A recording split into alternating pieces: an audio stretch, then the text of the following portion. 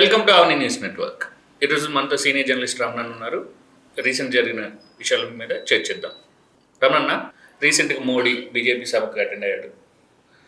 ఈ సభకు అటెండ్ అయినప్పుడు మోడీ చాలా వ్యాఖ్యలు చేశాడు. అందులో ప్రజలకు ఇచ్చిన సందేశం స్పెషల్గా బంగారం కొనొద్దు, వంట నూనె తక్కువ కొనద్దు, ఇలా చాలా చెప్పాడు కదా. సో అసలు ఏంటిది అంటే దేని గురించి ఆయన ఇవన్నీ చెప్పాడని అనుకోవాలి? అసలు ఏం చెప్పాడో ముందు చూద్దాము. ఆయన భారత ప్రజలకు ఎప్పుడు ఏదో సందేశం ఇస్తూనే ఉంటాడు, ఏదో రకంగా. మన్ కీ బాత్ పేరుతోనో, సభల్లోనో, ప్రెస్ మీట్లో తప్ప అన్నిట్లో ఆయన ఇస్తూ ఉంటాడు. ఈసారి తెలంగాణకు వచ్చి హైదరాబాద్లో ఆయన ప్రజలను కొన్ని త్యాగాలు చేయమని అడిగాడు. రాజకీయ నాయకులు సహజంగానే ప్రజలు త్యాగాలు చేయాలి, తాము హ్యాపీగా బతకాలని అనుకుంటారు. అలాగే మోడీ కూడా ప్రజలను కొన్ని త్యాగాలు చేయాలని అడిగాడు. అందులో భాగంగా బంగారం కొనకూడదు, సంవత్సర కాలం మీరు బంగారం కొనకండి. బంగారం కొనడం వల్ల విదేశీ మారక ద్రవ్యం తరిగిపోతుంది, దానివల్ల డాలర్ కంటే మన రూపాయి రేటు తగ్గుతుంది, అనేక రకాల ఆర్థిక ఇబ్బందులు ఉన్నాయి కాబట్టి బంగారం ఒక సంవత్సరం కొనకండి అని చెప్పాడు. అలాగే పెట్రోల్ డీజిల్ వాడకాన్ని తగ్గించండి అని చెప్పాడు. దానికి కారణాలు అనేక ఉండొచ్చు, పెట్రోల్ డీజిల్ రేటు తగ్గించమని చెప్పాడు. అలాగే రైతులను కూడా ఒక కోరిక కోరాడు. ఎరువులు వేయకుండా సేంద్రియ వ్యవసాయం చేయడం మొదలుపెట్టండి, ప్రకృతి వ్యవసాయం వైపు మళ్ళండి, మీరు ఎరువులు తగ్గించండి అని ఒక పిలుపునిచ్చాడు. అలాగే వంట నూనె కూడా తగ్గించండి, వాడకం తగ్గించండి అని అది కూడా మాట్లాడాడు. విదేశీ ప్రయాణాలు మానుకోండి, అంటే ఫ్లైట్లో వాడడం మానుకోండి, డెస్టినేషన్ వెడ్డింగ్స్ మానేయండి, స్థానిక ఉత్పత్తులనే వాడండి, ఇట్లా చాలా విషయాలు చెప్తూ ప్రజల్ని త్యాగాలు చేయాలి దేశం కోసం. ఒక రకంగా దేశం సంక్షోభంలో ఉంది, దేశం కోసం మీరు త్యాగాలు చేయాలని చెప్పాడు. ఇది ఆ రోజు మోడీ చెప్పిన విషయాలు. साथियों, हमें पेट्रोल डीजल का उपयोग कम करना होगा. शहरों में जहां मेट्रो है वहां हम तय करें कि हम मेट्रो का ही उपयोग करेंगे, ज्यादा से ज्यादा मेट्रो में ही जाएंगे. अगर कार में ही जाना जरूरी है तो फिर कार पूल करने का प्रयास करें और भी लोगों को साथ बिठा ले. अगर हमें कहीं सामान भेजना हो तो कोशिश करनी है कि वह ज्यादा से ज्यादा रेलवे गुड्स के जो ट्रेन होती है रेलवे की सर्विसेज से भेजे, ताकि इलेक्ट्रिक रेलवे होने के कारण पेट्रोल डीजल की जरूरत नहीं पड़ती है. जिन लोगों के पास इलेक्ट्रिक व्हीकल है वो भी कोशिश करें कि इलेक्ट्रिक व्हीकल का ज्यादा से ज्यादा उपयोग करें.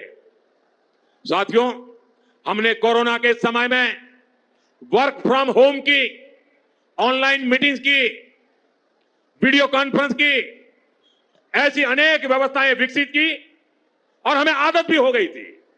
आज समय की मांग ऐसी है कि उन व्यवस्थाओं को हम फिर से शुरू करें. అంటే ఇది రాబోయే సంక్షోభం సూచిస్తున్నట్ట. అయితే మరి గతంలో ఇలాంటి సంక్షోభం ఎప్పుడైనా ఎదురైందా?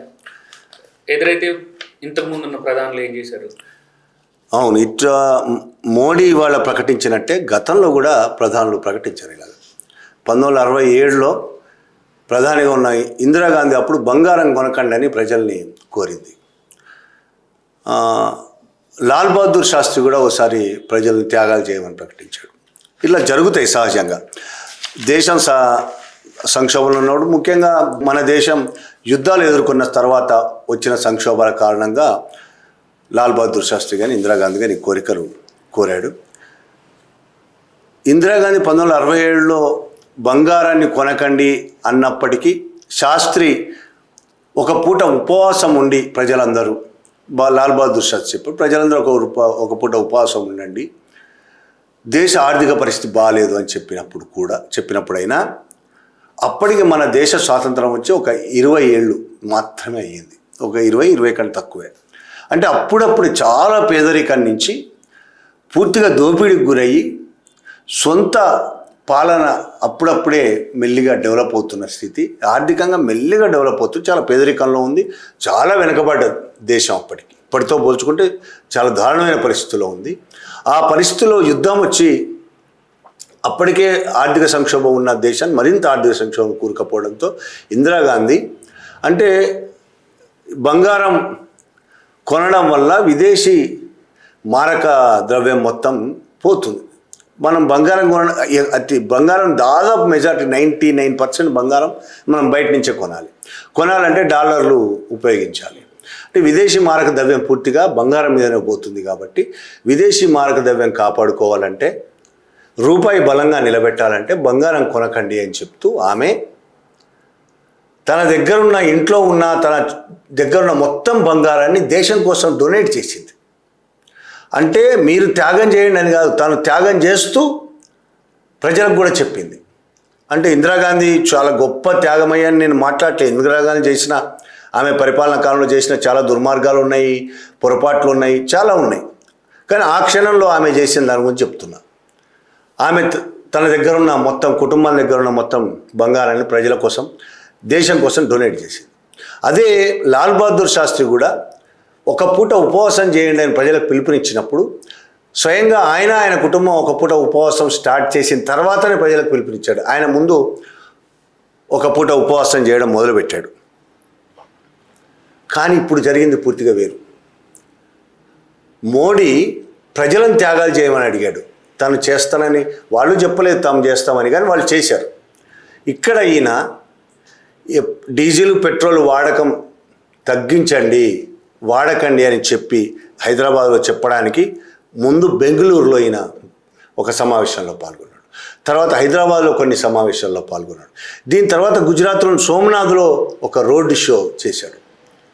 బెంగళూరులో సమావేశాన్ని ప్రజలను తరలించడానికి, హైదరాబాద్లో బీజేపీ ఏర్పాటు చేసిన సభలకు కొన్ని వేల మంది ప్రజలను తరలించడానికి వందలాది వెహికల్స్ వాడారు. ఆ వెహికల్స్ మొత్తం డీజిల్ పెట్రోలే ఉపయోగించారు. బెంగళూరులో అదే పరిస్థితి. సోమనాథ్లో స్వయంగా ఆయన రోడ్ షో నిర్వహించాడు. ఆ రోడ్ షో అంటే ఈయన ఒక్క వెహికల్ కాదు, ప్రధానమంత్రి వెళ్ళాడంటేనే ఆయనతో పాటు ఒక 10, 20, 30 ఇంకంతకంటే ఎక్కువ వెహికల్స్, ప్రభుత్వ వెహికల్సే ఉంటాయి. 100కు పైగా. ఆ పెట్రోల్ అంతదంట. అది కాకుండా బీజేపీ కార్యకర్తలు, నాయకులు ఎన్ని లీటర్ల పెట్రోల్ డీజిల్ వేస్ట్ అవుతుందో చెప్పలేము. ఒకవైపు తను పెట్రోలు డీజిల్ వేస్ట్ ఎందుకు పనికిరాని విధంగా ఆయన రావడం, పర్యటన చేయడం ఉపయోగపడుతుందా? ఏమీ ఉపయోగపడదు. ఉపయోగపడకపోగా నష్టం దేశానికి. నిజంగా పెట్రోల్ డీజిల్ మనకు కరువు ఉందని అర్థం అవుతుంది ఆయన చెప్తుంటే. ఆ కరువు ఉన్న పరిస్థితుల్లో అంత విచ్చలవిడిగా పెట్రోలు డీజిల్ ఖర్చు చేయించిన ఆయన ప్రజలను మాత్రం త్యాగాలు చేయమని చెప్తుంటారు. ఆయన రోజుకు 4 సార్లు 5 సార్లు డ్రెస్సులు మారుస్తుంటాడు. దానికోసం ఇస్త్రీ, కరెంటు అవన్నీ చేస్తుంటాడు. కానీ ఆయన మాత్రం ప్రజలకు చెప్తుంది. ఇంకా దారుణం ఏంటంటే ఆయన ఫ్లైట్ జర్నీలు మానేయమన్నాడు, విదేశాలకు పోవడం మానేయమన్నాడు. ఆయన ఈ నెల 15వ తేదీన విదేశాలకు పోతున్నాడు. షెడ్యూల్ అది. 15వ తేదీ నుంచి దాదాపు 6 రోజుల పాటు ఆయన విదేశాల్లో పర్యటిస్తున్నాడు. ఫస్ట్ యుఏఈ పోతాడు. యుఏఈలో పెద్ద తక్కువ సమయమే. ఆ తర్వాత నెదర్లాండ్స్, స్వీడన్, నార్వే, ఇటలీ, ఈ 5 దేశాలు ఆయన పర్యటించబోతున్నాడు. అందులో 4 దేశాలు ప్రధాన యూరప్ దేశాలు పర్యటించబోతున్నాడు. ఆయన చెప్పిన మాట ఏంది? విదేశీ పర్యటన మానుకోమని ప్రజలకు చెప్పిండు. ఆయన మాత్రం ఎండాకాలం ఇక్కడ ఎండలు మండిపోతున్నాయి, ఢిల్లీలో కూడా ఎండలు మండిపోతున్నాయి. ఆయన చల్లని ప్రదేశాలకు నెదర్లాండ్స్, స్వీడన్, నార్వే, ఇటలీ దేనికోసం పోతున్నాడు అనుకోవాలి? ఆయన లక్ష్య చెప్పొచ్చు, అనేక ఒప్పందాల మీద సంతకాలు చేసుకోవడానికి అని చెప్పొచ్చు, బిజినెస్ మాట్లాడుకోవడానికి అని చెప్పొచ్చు, రకరకాల కారణాలు లక్ష్య చెప్పొచ్చు. కానీ చల్లటి ప్రదేశాలకు ఎంజాయ్ చేయడానికి పోతున్నాడనే ప్రజలు అనుకుంటున్నారు. ఈ ఎండను తప్పించుకొని ఎంజాయ్ చేయడానికి పోతున్నాడు. ఆయన ఏమో ఫ్లైట్లలో ఎన్ని దేశాలైనా తిరగచ్చు, ఎంత ఖర్చు అయినా చేయొచ్చు. ఆయన విదేశాలకు పోవడానికి ఎంత ఖర్చు అవుతుంది, ఎన్ని కోట్ల ఖర్చు అవుతుంది. ఆ కోట్ల ఖర్చు పెట్టడానికి ఆయన రెడీ అవుతాడు, ఆయన చేస్తాడు. ప్రజలు మాత్రం త్యాగాలు చేయాలి, ఆయన మాత్రం ఎంజాయ్ చేస్తుంటాడు. ఇది పరిస్థితి. మరి ఇప్పుడు మోడీ చేసిన ఈ వ్యాఖ్యలు కానీ, మోడీ ఇచ్చిన సలహాలు దేశ ప్రజలకి లాభమా నష్టమన్నా? ఇందులో ఒక్కొక్క విషయం చూడాలి మనం. బంగారం కొనడం తగ్గించడం వల్ల పెద్దగా దేశానికి నష్టమేం లేదు. బంగారం కొనడం తగ్గిస్తే దేశానికి వచ్చే నష్టమేం లేదు, లాభం ఉంది. విదేశీ మారక ద్రవ్యం ఇంతకు ముందే చెప్పినట్టు విదేశీ మారక ద్రవ్యం మిగులుతుంది, రూపాయి బలంగా ఉంటుంది. కాబట్టి అది కొంత లాభమే దేశానికి. వాణిజ్య లోటు కూడా తగ్గుతుంది, ఫారెక్స్ రిజర్వులు ఆదా అవుతాయి. ఇక ఆర్థిక వ్యవస్థకు అది మంచిదే ఒక రకంగా. కానీ దాంట్లో కూడా కొన్ని నష్టాలు ఉన్నాయి. ఏంటంటే ఒక వర్గం పూర్తిగా దెబ్బతింటుంది. ముఖ్యంగా బంగారం వ్యాపారంలో ఉన్న చిన్న వ్యాపారులు ప్లస్ బంగారం వ్యాపారంలో అతి పెద్ద వ్యాపారుల దగ్గర పనిచేస్తున్న కార్మికులు లక్షల మంది ఉన్నారు భారతదేశంలో. వాళ్ళందరి జీవితాలు రోడ్డున పడతాయి. వేరే మార్గం, వేరే పని కూడా లేదు. బంగారం కొనడం ప్రజలు మానేసిన వాళ్ళ మొత్తం జీవితాలు రోడ్డున పడిపోతాయి. బంగారానికి సంబంధించి ఒక పాజిటివ్, ఒక నెగిటివ్ ఉంది. కానీ ఎరువుల విషయం మాట్లాడండి ఆయన. ఎరువులు మానేయాలి, సేంద్రియ వ్యవసాయం వైపు రండి అందరూ అని. ప్రకృతి వ్యవసాయం వైపు చాలా మంచి ఆలోచన ఇది. చాలా కాలంగా చాలామంది నిపుణులు, ముఖ్యంగా ప్రకృతి పట్ల చాలా ప్రేమ ఉన్న వాళ్ళు అనేక మంది చెప్తున్నారు, వ్యవసాయంలో ఎరువుల వాడకాన్ని, పురుగుల మందుల వాడకాన్ని పూర్తిగా తగ్గించడం కాదు, తగ్గించాలి, పూర్తిగా తీసేయాలి. ప్రకృతి వ్యవసాయమే చేయడం వల్ల ఒకటి ప్రజల ఆరోగ్యం మెరుగుపడుతుంది, రెండు భూమి కూడా నాశనం కాకుండా ఉంటుంది, ఇంకొకటి విదేశాల మీద ఆధారపడకుండా మనం బతకొచ్చు అనేది ప్రధానమైనది. కాబట్టి ఆయన చెప్పింది చాలా బాగుంది. అయితే కొన్ని ఏళ్లుగా దాదాపు స్వాతంత్రం వచ్చిన తర్వాత గ్రీన్ రెవల్యూషన్ అయితే, ఇంకా గ్రీన్ రెవల్యూషన్ అప్పటి నుంచి, ఇందిరాగాంధీ తీసుకొచ్చిన గ్రీన్ రెవల్యూషన్ అప్పటి నుంచి ఎరువులు పురుగుల మందులు లేకుండా అసలు వ్యవసాయం లేదు. ఊహించలేరు ఇవాళ రైతులు. ఎరువులు లేకుండా వ్యవసాయాన్ని ఊహించలేని పరిస్థితికి వచ్చారు. పురుగుల మందులు లేకుండా వ్యవసాయాన్ని ఊహించలేని పరిస్థితికి వచ్చారు. కాబట్టి ఇవాళ ఒకవేళ ఎరువులు మానేస్తే, తక్షణం మోడీ చెప్పాడు కదా, ప్రధాని చెప్పాడు కదా అని ఎరువులు మానేస్తే భారతదేశం పూర్తిగా ఆహార సంక్షోభంలో చిక్కుకుంటుంది. ఇది గతంలో కొద్ది సంవత్సరాల క్రితం శ్రీలంకలో వచ్చిన సంక్షోభం కూడా దాదాపు ఇలాంటిదే వస్తుంది. దీనివల్ల సేంద్రియ వ్యవసాయం చేయడం మొదలు పెడితే ఇప్పటి వరకు ఎరువులతో సర్వనాశనం అయిపోయిన భూమి, దాన్ని మళ్ళీ అది పునరుజ్జీవం పొందాలంటే అనేక ఏళ్ళు పడుతుంది. ఒక్క రోజులో అయిపోయే వ్యవహారం కాదు.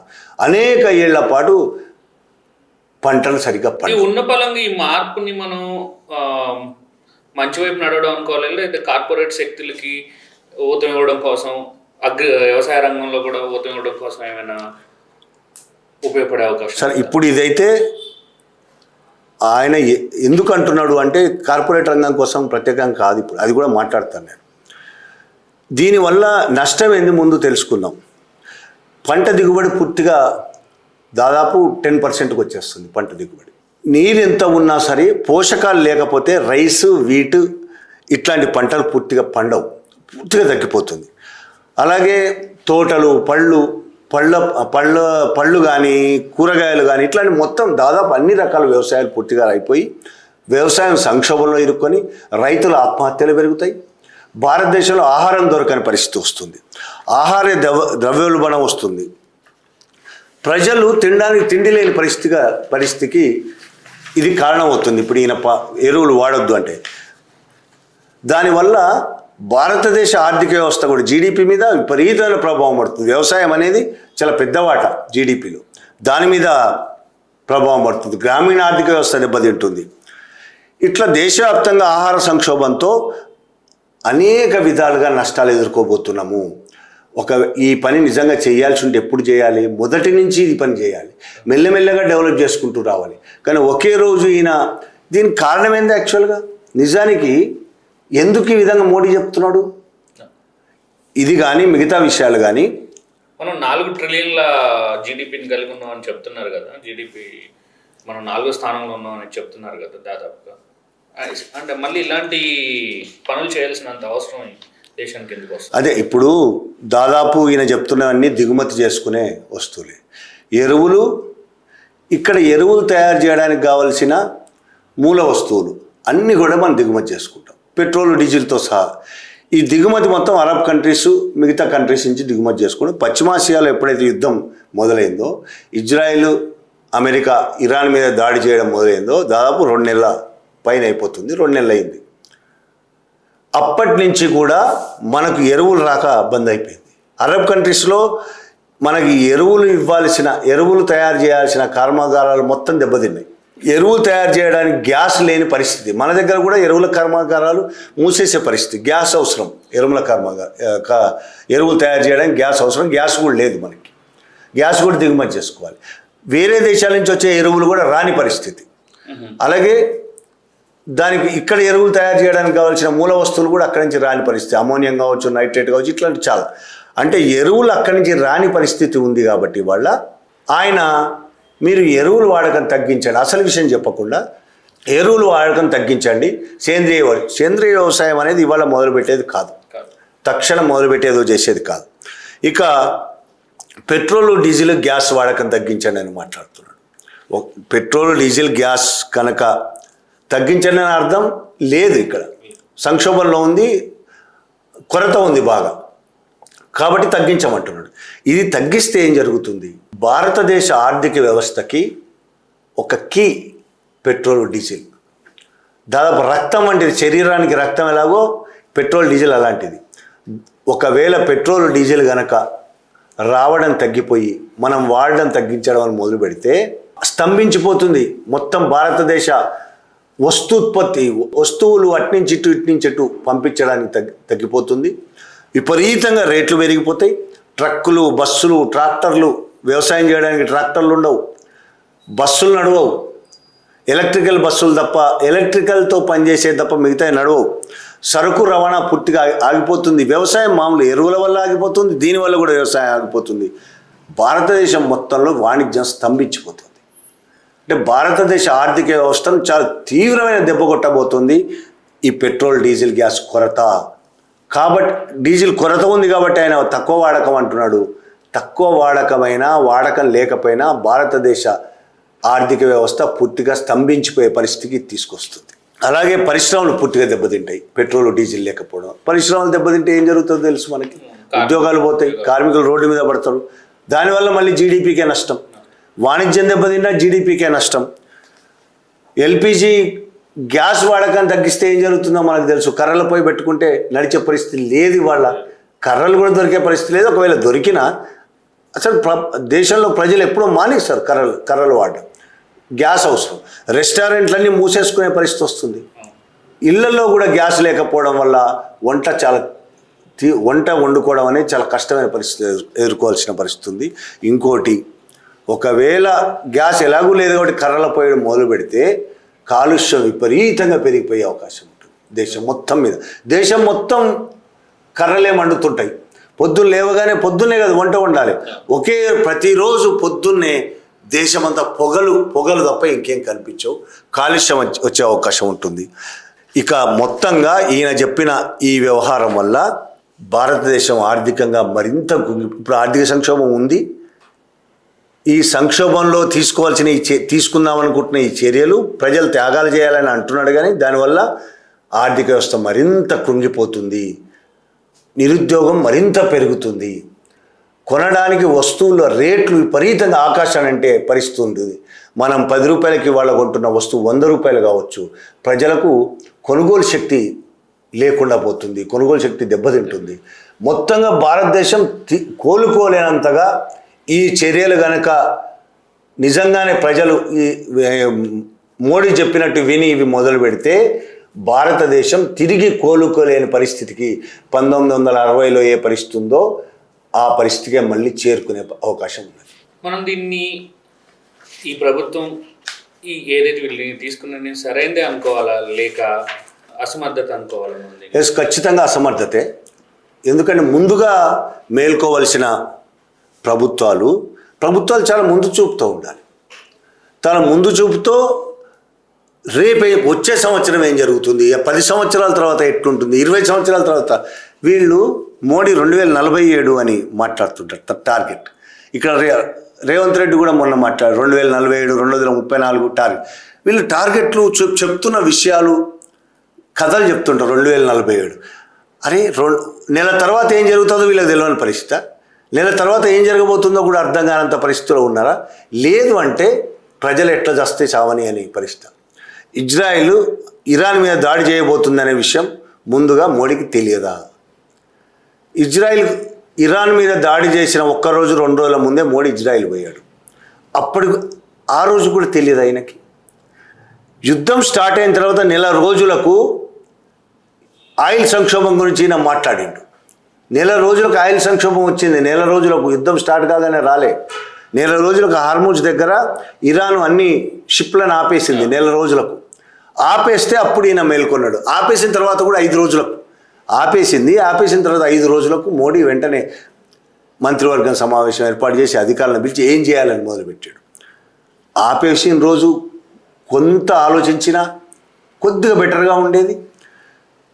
యుద్ధం ప్రారంభమవుతుందన్న విషయం ముందుగా తెలుసుకున్నా ఇంకా బాగుండేది. ఉంది మన దేశంలో, ఇంకా చాలా నిఘా వ్యవస్థలు ఉన్నాయి. ఇరాన్ ఇజ్రాయిల్ యుద్ధం జరగబోతుందనే విషయం ముందుగా తెలియకపోవడం అని చేతగాంతనం అనాలి. మనది ఇంత బలహీనమైన ప్రభుత్వం ఉందంటే ఎప్పటి నుంచో ప్రపంచం అందరికీ తెలుసు. మనకు కూడా పేపర్లు చదువుతున్న వాళ్ళకి మనకు తెలుసు ట్రంప్ ఏం మాట్లాడుతున్నాడు, నెతన్యాహు ఏం మాట్లాడుతున్నాడు, ఇరాన్ ఏమంటుంది. మామూలుగా జర్నలిస్టులకు తెలుసు, ప్రపంచ నిపుణులందరికీ తెలుసు.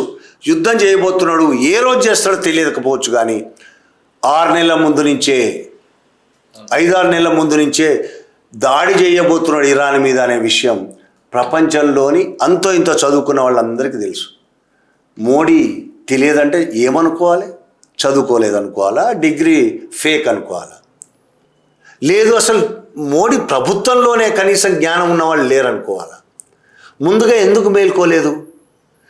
యుద్ధం స్టార్ట్ అయిన తర్వాత ఎందుకు మేల్కోలేదు? ముందే 6 నెలల ముందో 5 నెలల ముందో 4 నెలల ముందో మేల్కుంటే మొత్తం ఆయిల్ ముందే తీసుకొచ్చి చాలా ఎంత అవసరమైతే అంత, ఎంత సంవత్సర కాలానికి అవసరమైన తెచ్చిపెట్టుకోవచ్చు. లేదు ఎరువులకు కావలసిన ఎరువులు తయారీకి కావలసిన మూల వస్తువులు తెచ్చిపెట్టుకోవచ్చు. ఏమీ చేయకుండా అసలు కనీసం పట్టించుకోకుండా బాధ్యతారహితంగా నేను విశ్వగురు అని కథలు చెప్పుకుంటాడు. ఈ దేశం ఎట్లా బాగుపడాలనేది కనీసం ఆయనకు అవగాహన లేదు. రేపేం జరగబోతుందని కనీసం తెలియదు. అదే జ్యోతిష్యం కాదు కదా. జ్యోతిష్యం మీద ఆయనకు చాలా నమ్మకం ఉంటుంది. అది చెప్పించుకుని అయిపోయేదేమో. అది జ్యోతిష్యం కూడా కాదు. రోజు పేపర్లు చదివే, మీడియాను చూసే, కనీసం సోషల్ మీడియా చూసే వాళ్ళకైనా తెలుస్తుంది ట్రంప్ ఏమంటున్నాడు, నెతన్యాహు ఏమంటున్నాడు, ఏం జరుగుతుంది ట్రంప్ క్యాబినెట్లో, ఇరాన్ ఏమంటున్నది, ఇరాన్ ఏం ప్రయత్నాలు చేస్తున్నది. రోజు చూసే వాళ్ళకి అర్థమవుతుంది. ఒక దేశాన్ని ఏలే ప్రధానికి, ఒక ప్రభుత్వానికి, దాని అంగాలకు కనీసం విషయాలు తెలియకుండా పోవడం అంటే ఎంత చేతగాంతనం. లేకపోతే తెలిసి కూడా ఏం కాదు నేను ఊరుకున్నారు. బాధ్యత రాహిత్యంగా ప్రజల పట్ల కనీసం బాధ్యత వీళ్ళకి లేదు. ఎట్లా మోడీకి ప్రజల పట్ల ప్రేమ లేదు, గౌరవం లేదు, ద్వేషం తప్ప, అందరి పట్ల ద్వేషమే తప్ప, ఒక్క అంబానీ అదానీ లాంటి కార్పొరేట్ల పట్ల ప్రేమ తప్ప ఈ బీజేపీ వాళ్లకు మిగతా అందరి పట్ల ద్వేషమే. తమకు ఓటేయని వాళ్ళ పట్ల ద్వేషం, తమకు వ్యతిరేకంగా మాట్లాడని వాళ్ళ పట్ల ద్వేషం, వాళ్ళ తప్పులను ఎత్తి చూపే వాళ్ళ పట్ల ద్వేషం.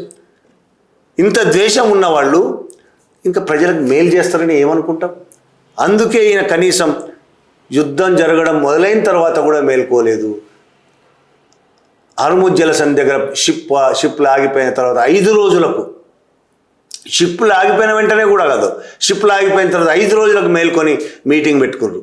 ఇంత చెత్త, ఇంత బలహీనమైన, ఇంత డొల్లతనం ఉన్న ప్రభుత్వాన్ని ఇప్పటివరకు భారతదేశంలో ఎవ్వరు చూస్తున్నారు. అంతకుముందు ప్రధానులు కూడా ఇంతకంటే దారుణమైన సంక్షోభాలు చూశారు. చాలా మీరు ఇందాక చెప్పినట్టు చాలా బలమైన ఆర్థిక వ్యవస్థ ఉన్నదని చెప్తున్నారు. $1 ట్రిలియన్ బడ్జెట్ అని చెప్పుకుంటున్నారు. 4వ అతిపెద్ద ఆర్థిక వ్యవస్థ అని చెప్పుకుంటున్నారు.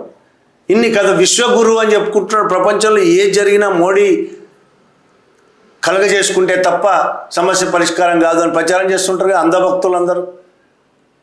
ఏం చేసిండు? రేపు భారతదేశాన్ని ముంచబోతున్నాడు. ఎంతో మిత్ర దేశమైన ఇరాన్తోనే సరైన సంబంధాలు లేవు. ట్రంప్ ఏం చెప్తే అది మోకరిల్లు ట్రంప్ కాళ్ళు పట్టుకునే పరిస్థితి. రేపు భారతదేశాన్ని సముద్రంలో ముంచబోతున్నాడు. ఆర్థిక సంక్షోభం చాలా తీవ్రంగా రాబోతున్నది. ఇంకొక వైపు ఎల్నినో, దానికైతే మోడీ ఎవరు ఏం చేయలేకపోవచ్చు. ఒకవైపు ఎల్నినో పరిస్థితుల వల్ల కరువు విపరీతంగా రాబోతున్నది. ఊహించినంత కొన్ని ప్రాంతాలు ఊహించినంత భారీ వర్షాలు పడే అవకాశం ఉంది. ఇవాళ నిపుణులు మాట్లాడుతున్నారు, వాతావరణ నిపుణులు. రాబోయే కాలం సంవత్సరం 2027 దాకా కరువు తాండవం ఆడే పరిస్థితి ఉన్నది ఒకవైపు. ఇంకొక వైపు ఆర్థిక సంక్షోభాన్ని తీసుకొచ్చాడు మోడీ సరైన అవగాహన లేకపోవడం వల్ల.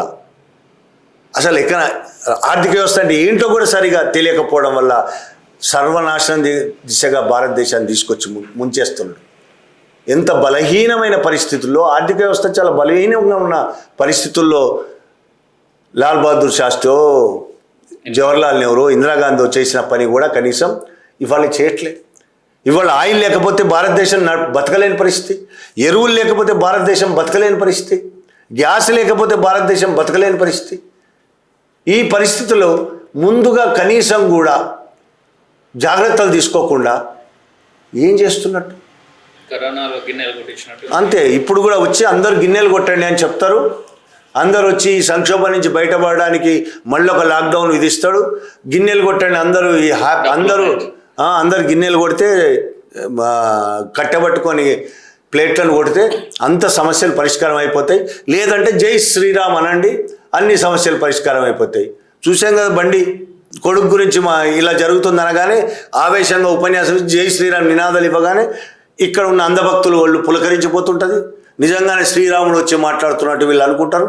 ఆయనేమో అక్కడ దోచుకుంటుంటాడు, అంబానీ ఆదాయాలకు దోచిపెడుతుంటాడు మోడీ. దేశాన్ని సర్వనాశనం చేసే దిశగా తీసుకెళ్తున్నాడు.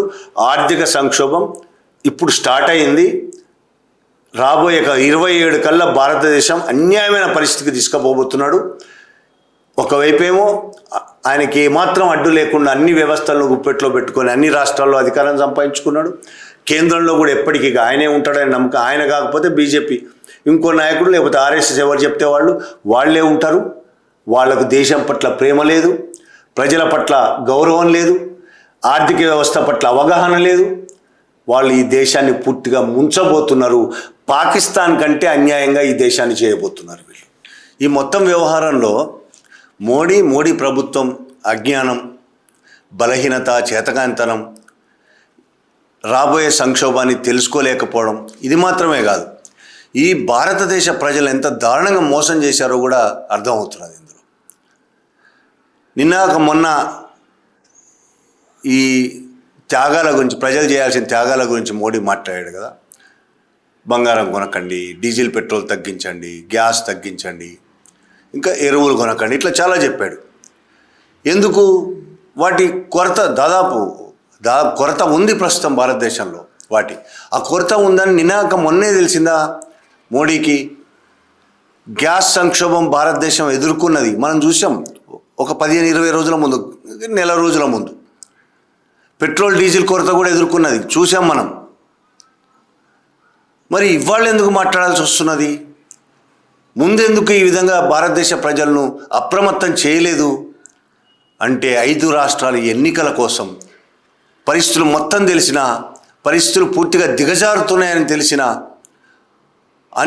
మనం చేసుకున్న దిగుమతులన్నీ అయిపోతున్నాయని తెలిసిన, ఖాళీ అయిపోతుంది దేశం అని తెలిసిన, మాట్లాడకుండా 5 రాష్ట్రాల ఎన్నికలు గెలిచిన దాకా ఆగి, రిజల్ట్ కూడా వచ్చిన తర్వాత, వాళ్ళ ప్రభుత్వాలు ఏర్పాటు చేసుకున్న తర్వాత, అంతా అయిపోయిన తర్వాత ఇప్పుడు మాట్లాడేది మోసం, పచ్చి మోసం.